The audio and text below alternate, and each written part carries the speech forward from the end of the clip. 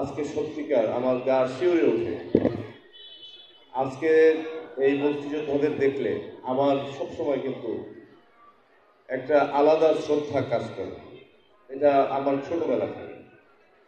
আমার পরিচয়টা আমার এখানে দিয়েছে, আপনারা শুনেছেন, আমি বিএনপির একজন কর্মী হিসাবে।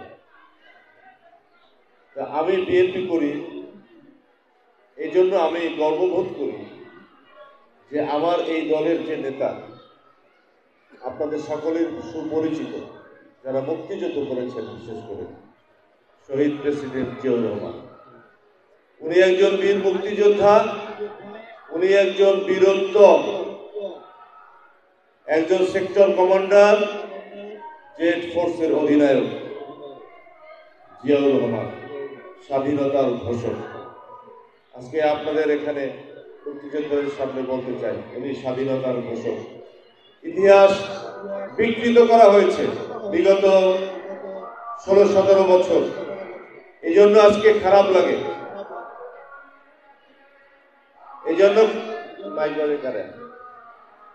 এজন্য খারাপ লাগে যে বাংলাদেশটা স্বাধীন হয়েছে,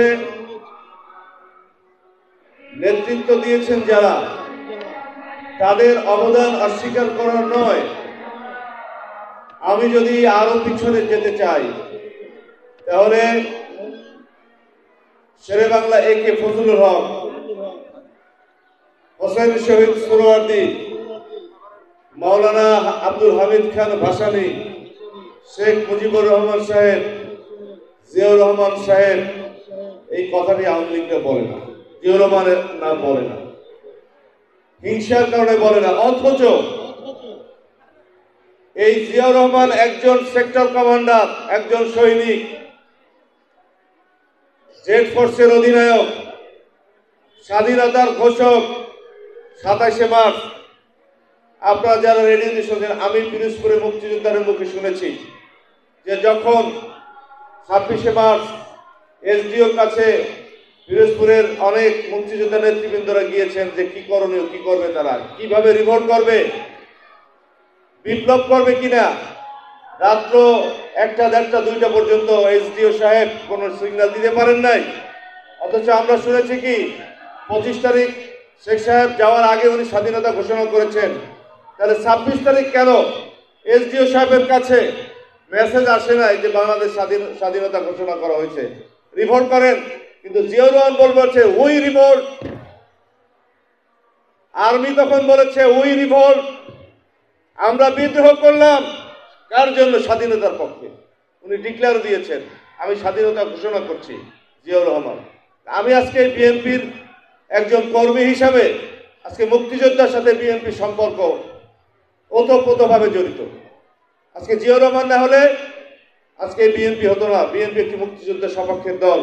কাজে আমার যে কলিজার জায়গা থেকে, আমার দুর্বল জায়গা থেকে আমি বারবার বলছি যে আমার একটি দুর্বল জায়গা হচ্ছিল মুক্তিযুদ্ধ, এবং আমি আমার রাজনীতি করি এই একটি রাজনৈতিক মুক্তিযোদ্ধা ভিত্তিক যে রাজনৈতিক দল এবং দলের প্রতিষ্ঠাতা, তিনি তো সাচ্চা মুক্তিযোদ্ধা এবং সৈনিক। সেই হিসাবে আমি বিএনপি করার জন্য বেশি অনুপ্রাণিত হয়েছি।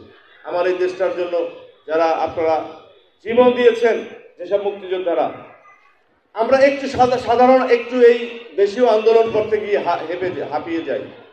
আমরা একজন সরকারের বিরুদ্ধে জেল খাটলে আমরা অনেক অবদান মনে করি। আমি এইসব জিনিস থেকে তুলনা করি যে হায় রে, সেই দরিদ্র বাংলাদেশ 1971 সালের কতটা বাংলাদেশ দরিদ্র ছিল। আমরা ছোটবেলায় দরিদ্রতা দেখেছি সকলেই। আমি কালকেও বলেছি, বাংলাদেশের আমি 80-82 সালের ছোট অবস্থায় দেখেছি যে দরিদ্রতা আশেপাশে, এবং নিজেরাও আমরা কত কষ্ট করেছি। আর সেই সময় আরো 10 বছর আগে বাংলাদেশ কত দরিদ্র মানুষ ছিল, খেটে খাওয়া মানুষ। সেই সব মানুষ যুদ্ধ করে দেশটাকে স্বাধীন করেছে। আমার এই সব চিন্তা আছে, এখন কত ভালো থাকি আমরা। তার মধ্যে আমরা আন্দোলন করতে গিয়ে জেল জুলুম, যখন রাতে ঘুমাতে পারি না, খাওয়া দাওয়া ঠিক মতো হয় না, যখন শরীরের যত্ন হয় না, তখন মনে অসহায় মনে হয়, কষ্ট মনে হয়। কিন্তু এই মুক্তিযুদ্ধের সাথে যদি আমি তুলনা করি, তাহলে আমাদের এই কষ্ট কোনো কষ্টই নাই। আমি মনে করি যে আপনারা কি কষ্ট করেছেন, পরিবার কি কষ্ট করেছে, দেশের জন্য আপনারা শ্রেষ্ঠ সন্তান। আমি সবসময় সেলুট জানাই, দোয়া করি আপনারা ভালো থাকবেন, সুখে থাকবেন। এবং পরিশেষে আমরা বিএনপি মুক্তিযোদ্ধার দল, আমরা দেশটা গঠন করতে চাই। শহীদ রাষ্ট্রপতি জিয়াউর রহমানের স্বপ্ন বাংলাদেশ, নতুন বাংলাদেশ, শেষ বাংলাদেশ গড়তে চাই। আমরা এই দেশকে স্বনির্ভর বাংলাদেশ করতে চাই। এই দেশ থেকে, বাংলাদেশ থেকে রপ্তানি করতে চাই। এই বাংলাদেশ গড়ার জন্য বিএনপির নেতৃত্বে দেশনেত্রী বেগম খালেদা জিয়া অনেক দিন অবদান রেখেছেন। আপনারা জানেন, তিনিও একজন মুক্তিযোদ্ধার স্ত্রী। তারেক রহমান মুক্তিযোদ্ধার সন্তান। কাজে বিএনপিকে কেন আজকে আমি দেখেছি যে মুক্তিযোদ্ধারা ওই একটি দল, একটি হাল ধরে রয়েছেন। কি পেয়েছেন? আওয়ামী লীগ কি দিয়েছে? দেশ থেকে পালিয়ে যেতে বাধ্য হয়েছে। তাদের পালিয়ে যাওয়ার কিন্তু ইতিহাস সেই ৭১ সালের আগে থেকে রয়েছে। কাজেই আমি বলতে চাই, বিএনপি মুক্তিযোদ্ধার দল, মুক্তিযোদ্ধারা আপনাদের কাছে সেলুট। বিএনপির পতাকা তলে এসে বাকি দেশ গঠন করুন। দেশ স্বয়ংসম্পূর্ণ হবে ইনশাআল্লাহ। দুর্নীতি মুক্ত বাংলাদেশ গড়ে তুলবে এই বিএনপি। আমি মুক্তিযোদ্ধাদের পরিবারকে এবং মুক্তিযোদ্ধাদের সকলকে বিএনপির পক্ষ থেকে লাল গোলাপ শুভেচ্ছা জানাই, সালাম জানাই, স্যালুট জানাই। আল্লাহ হাফেজ। বাংলাদেশ জিন্দাবাদ। বাংলাদেশ জাতীয়তাবাদী দল জিন্দাবাদ। আসসালামু আলাইকুম।